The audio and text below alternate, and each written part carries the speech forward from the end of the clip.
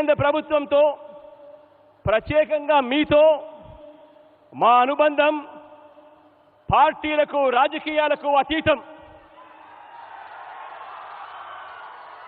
మా రాష్ట్ర ప్రయోజనాలు తప్ప మాకు మరో ఎజెండా లేదు, ఉండదు, ఉండబోదు సార్. మా రాష్ట్రానికి, మా ప్రజలకు గత ప్రభుత్వాలు చేసిన అన్యాయాల్ని గుర్తుపెట్టుకున్న మా రాష్ట్ర ప్రజలు మీరు మరింతగా పెద్ద మనసుతో ఆ పెద్ద మనసు చూపితే, అలా మీరు చూపించే ఆ పెద్ద మనసును, మీరు చేసే ఆ మంచిని కూడా గుర్తు పెట్టుకుంటారు అని మరోసారి తెలియజేస్తున్నాను. సార్, ఈ రాష్ట్ర ప్రజలందరి తరఫున రాష్ట్ర అభివృద్ధి దృష్ట్యా, రాష్ట్ర శ్రేయస్సు దృష్ట్యా ఇవాళ కానివ్వండి, ఇంతకు ముందు పలు సందర్భాలలో కానివ్వండి, విభజన సంబంధించిన హామీల దగ్గర నుంచి, పోలవరం నుంచి ప్రత్యేక హోదా వరకు, విశాఖపట్నం స్టీల్ ప్లాంట్ నుంచి రైల్వే జోన్ వరకు, ఇలా పలు అంశాల మీద పలు సందర్భాలలో మీకు చేసిన పలు విజ్ఞప్తులు మీరు సానుకూలంగా పరిగణలోకి తీసుకొని పెద్ద మనసుతో వాటినన్నింటినీ కూడా పరిష్కరించాలని మనసారా కూడా కోరుకుంటూ, మంచి చేసే మన ప్రభుత్వానికి నిరంతరం దేవుడి దయ, ప్రజలందరి చల్లని దీవెనలు, పెద్దలైన మీ ఆశీస్సులు ఎల్లప్పుడూ లభించాలని ఆశిస్తూ, యూనివర్సిటీ ప్రాంగణంలో ఒకవైపు సముద్రం కనిపిస్తూ ఉంది, మరోవైపు జన సముద్రం కనిపిస్తూ ఉంది. ఈవేళ ఇక్కడ కార్తీక పౌర్ణమి వేళ ఎగసిపడిన సముద్రపు కెరటాలకు మించి ఈ రోజున జనకెరటం ఇక్కడ ఉవ్వెత్తున ఎగసిపడుతూ కనిపిస్తూ ఉంది. ఈరోజు ఇక్కడ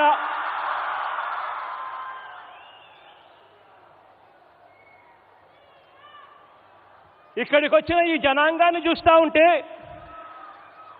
ప్రజా కవి, శ్రీకాకుళం వాసి, గాయకుడు వంగపండు చెప్పినట్టుగా, వంగపండు పాడినట్టుగా తన మాటలు గుర్తుకొస్తా ఉన్నాయి.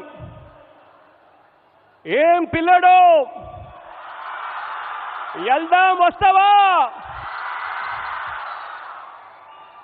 అంటూ ఈరోజు మనం తలపెట్టిన ఈ మహాసభకు ఉత్తరాంధ్ర జనం ప్రభంజనంలా కదిలి రావటం కనిపిస్తూ ఉంది. ఈరోజు ఇక్కడ ఇదే నేల మీద నడియాడిన మహాకవి శ్రీశ్రీ మాటల్లో చెప్పాలి అనంటే, వస్తున్నాయి వస్తున్నాయి జగన్నాథ రథ చక్రాలు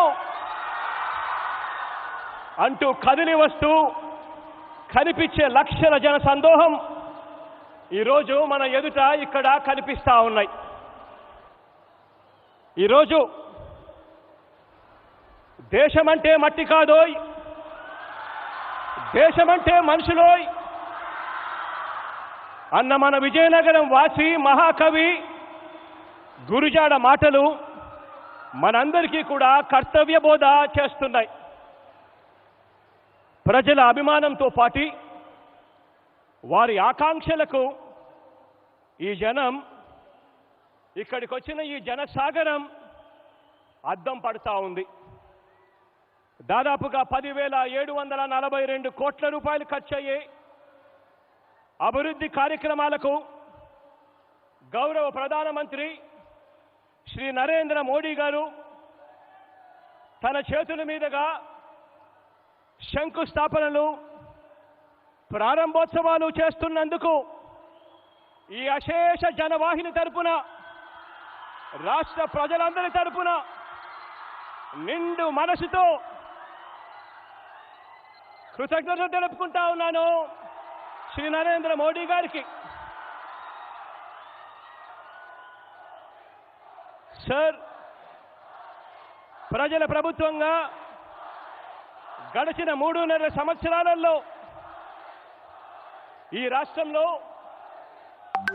పిల్లల చదువులైతేనేమి, ప్రజలందరికీ వైద్యం ఆరోగ్యం అయితేనేమి, రైతుల సంక్షేమం అయితేనేమి, సామాజిక న్యాయం అయితేనేమి, మహిళా సంక్షేమం అయితేనేమి, అభివృద్ధి పరిపాలన ఈ రెండింటిని వికేంద్రీకరణ అయితేనేమి, పారదర్శకత, గడప వద్దకే పరిపాలన అయితేనేమి, ఇవి ఈ 3.5 సంవత్సరాలుగా మన రాష్ట్రంలో మా ప్రాధాన్యతలుగా అడుగులు వేశాం.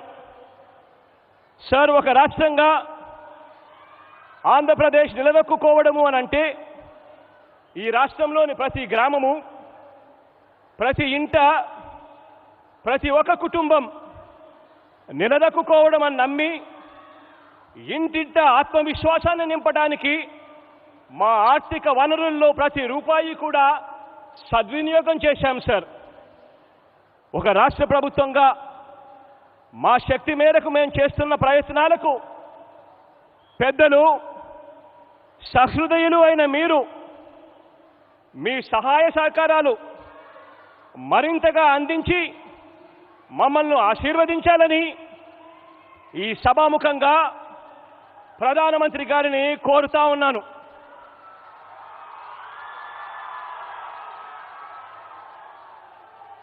ఎనిమిదేళ్ల క్రితం తనకు తగిలిన అతిపెద్ద గాయం నుంచి మా రాష్ట్రం ఆంధ్రప్రదేశ్ ఇంకా కోలుకోలేదు సార్. మా గాయాలు మానేలా మా రాష్ట్రం జాతీయ స్రవంతితో పాటు అభివృద్ధి చెందడానికి వీలుగా మీరు సహృదయంతో, విశాల హృదయంతో చేసే ప్రతి ఒక్క సహాయం, మీరు మా రాష్ట్రానికి ప్రత్యేకంగా ఇచ్చే ప్రతి సంస్థ, మీరు మా రాష్ట్రానికి అదనంగా ఇచ్చే ప్రతి రూపాయి మా రాష్ట్ర పునర్నిర్మాణానికి గొప్పగా ఉపయోగపడుతుందని ఈ సందర్భంగా మనవి చేస్తా ఉన్నాను సార్. సార్, మీరు మా రాష్ట్రం కోసం, మా ప్రజల కోసం చేసే ఏ మంచైనా కూడా ఈ రాష్ట్రం, ఈ ప్రజానికం ఎప్పటికీ కూడా గుర్తు పెట్టుకుంటుంది అని చెప్పి మనవి చేస్తా ఉన్నాను. అలాగే ఇక్కడ ఇంకొక విషయం కూడా చెప్పాలి సార్. కేంద్ర ప్రభుత్వంతో, ప్రత్యేకంగా మీతో మా అనుబంధం పార్టీలకు, రాజకీయాలకు అతీతం. మా రాష్ట్ర ప్రయోజనాలు తప్ప మాకు మరో ఎజెండా లేదు, ఉండదు, ఉండబోదు సార్.